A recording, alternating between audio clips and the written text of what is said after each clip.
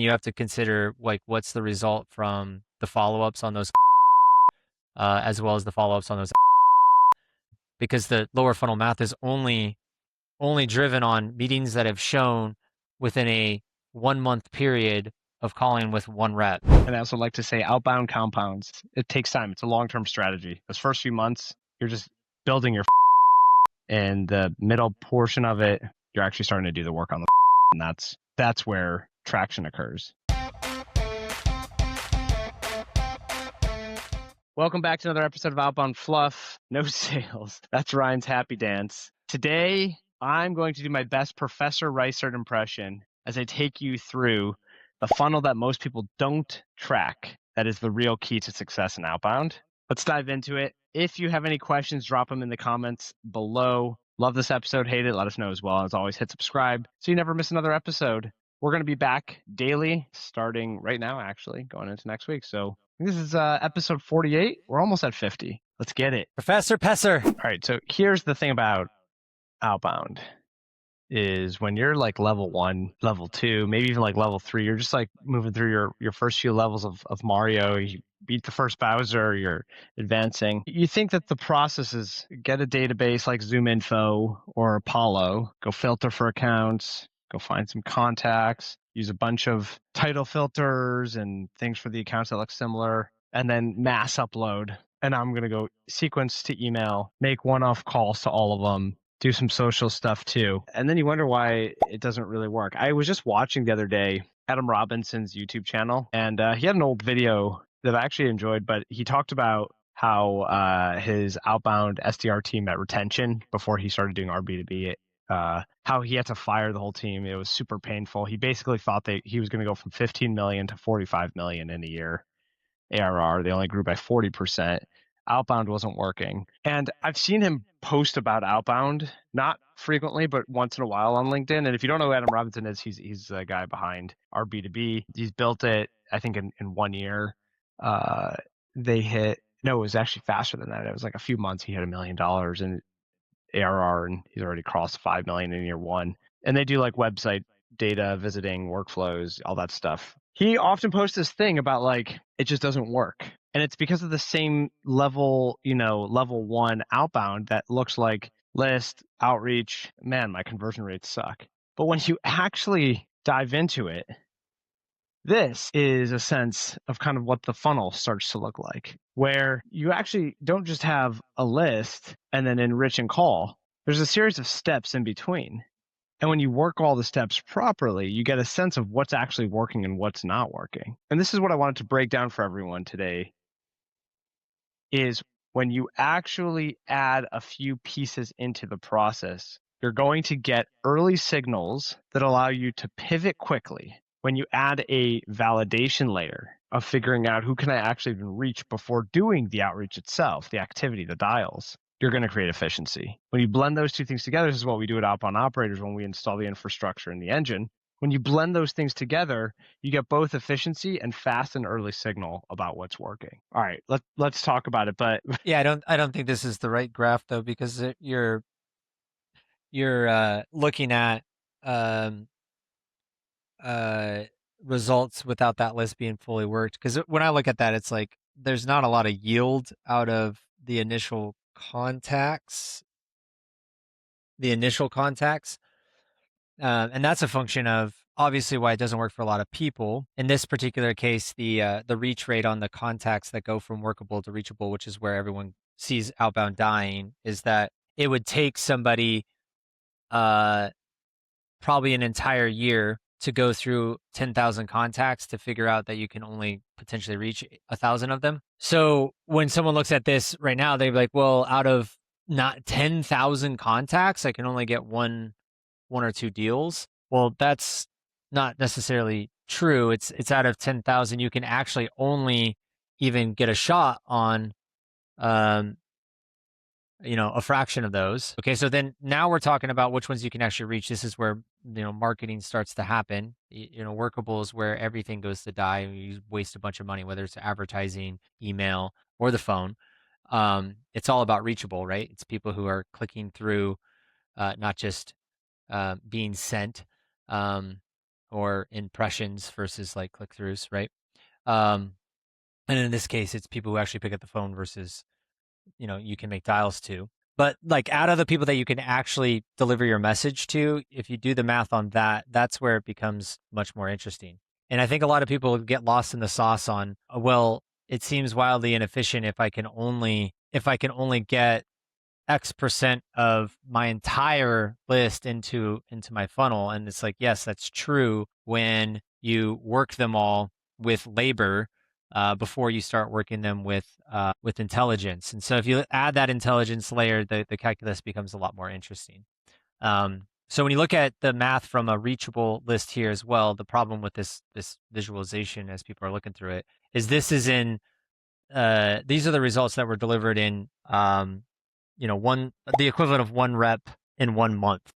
Yeah, that's what I didn't get to yet. This was actual random anonymized client data and I'm going to start to change it now to the North Star of what it tends to get to once you're fully Yeah, locked and loaded. that would be a lot more interesting because this is like, okay, what would happen in just 1 month? And then you have to consider like what's the result from the follow-ups on those completions, as well as the follow-ups on those activations, because the lower funnel math is only driven on meetings that have shown within a 1 month period of calling with 1 rep. That's like that's not the true story that's there if you modeled the work towards that over the course of a 12 to 18 month period, which is where most people suck because, to your point, they take a list, they sequence the list, they do the work, they only focus on a meeting, and if the meeting doesn't occur, the meetings like that list that person's never going to get followed up with, and they also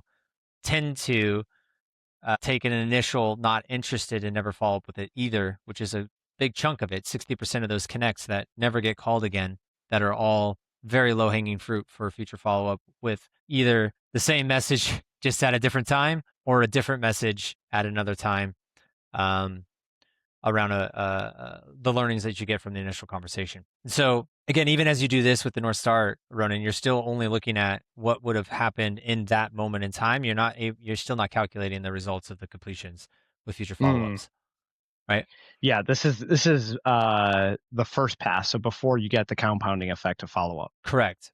Which is And when you add the compounding effect, which we usually stick in here, we call it activated scaling factor. It's a long fancy way of saying. It's usually another. I'm gonna stick it up somewhere here, but this is when you actually do the follow up. It's like no, but another that's still 50%. no, that the activated scaling factor would be on the results that are going to generate future pipeline from the immediate activations. You're still not looking at the compounding scaling effect of the completion scaling factor, which should be another metric in there.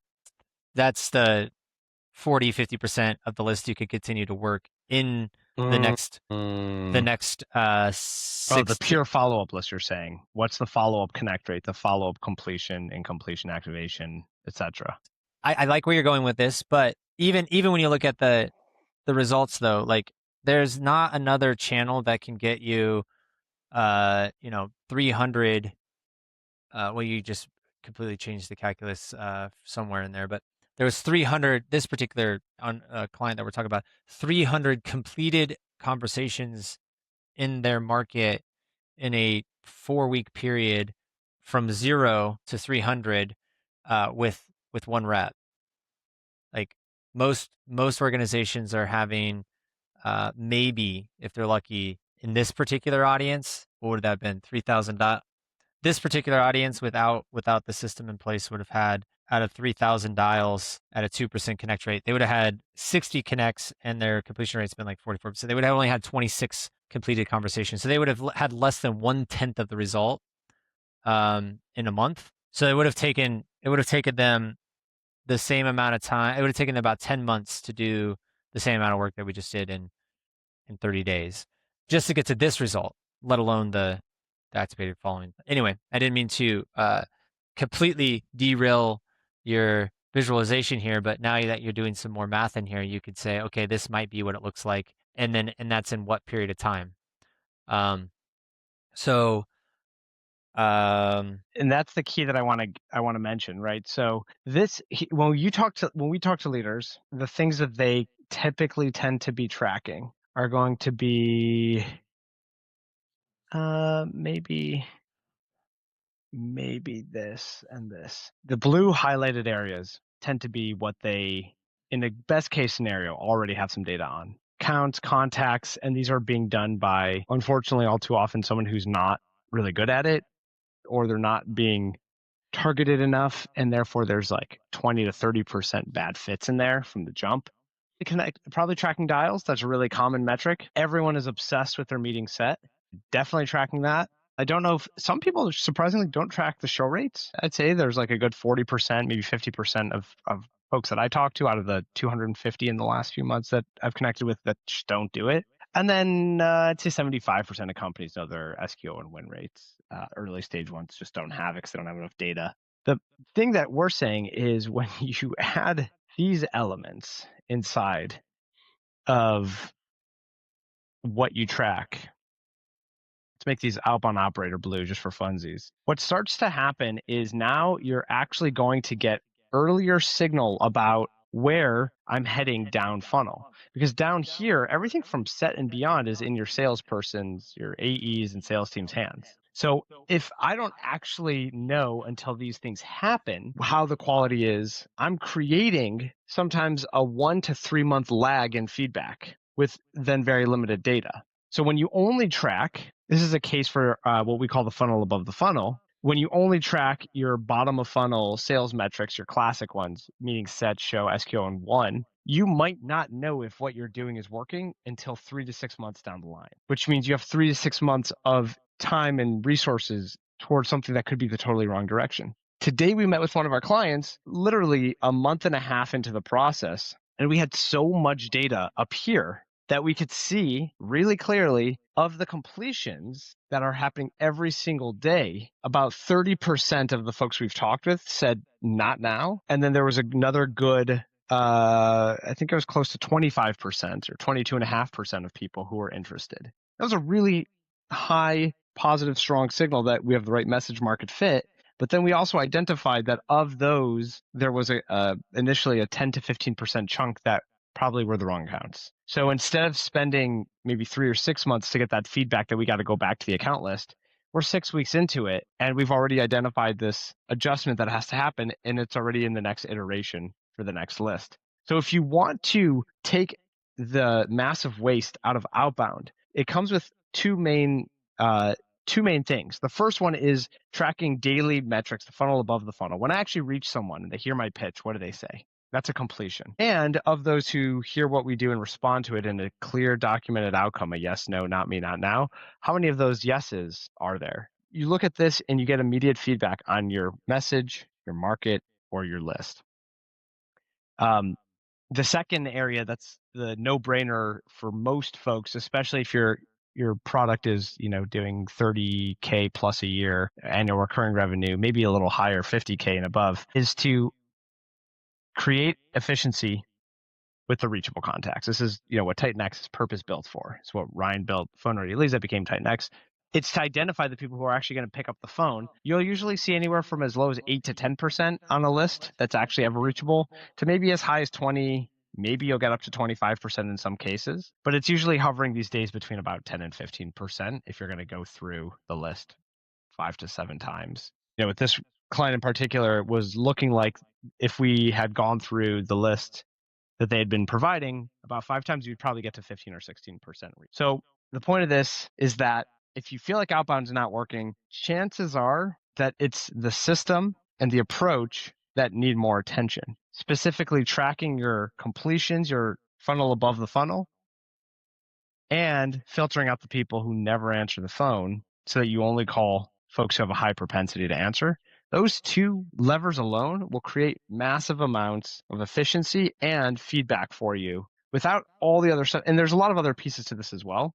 But at a very high level, those are two of the core elements that are involved with having successful outbound that gets you efficient results and quick feedback to understand, are we in the right track or not, or do we have to make adjustments? Adjustments are inevitable. They're going to happen.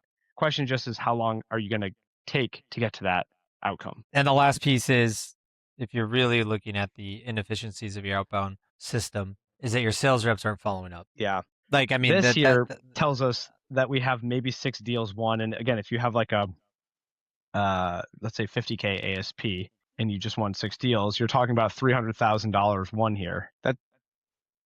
That's not like insane. That's about 70 days of dialing. That's about 1/4 of work, a little more for one rep who's doing 150 dials a day, just to give you a sense of what that looks like at 50K there. So if 1/4, one rep can produce 300K in revenue without the follow-up. You add the follow-up in, I don't know, Ryan, what do you think that doubles in the next quarter? it's at least 20 to 40%. 20 to 40%. And this is the stuff that we're seeing client after client. There's fat stacks in the circle backs. And I also like to say outbound compounds. It takes time. It's a long-term strategy. Those first few months, you're just building your follow-up list. And the middle portion of it, you're actually starting to do the work on the follow-up. And that's where traction occurs. It could be the 5th conversation that I have where someone says, yeah, actually timing is now, finally right for this. There you have it, the professor. I'm just doing my best Ryan impression. That's all. Did you change your shirt to match with me? You weren't wearing a black shirt earlier today, were you? Yeah, I was. Is this because you spilled coffee on your white shirt? I was wearing the shirt. I feel like you're messing with me. All right. Well, y'all know the drill. If you hate the show, let us know in the comment section below. If you loved it, let us know as well. Hit subscribe. And as always, I'm Ronen. That's Ryan. We're the Outbound Operators. Stay tuned for another episode. Peace.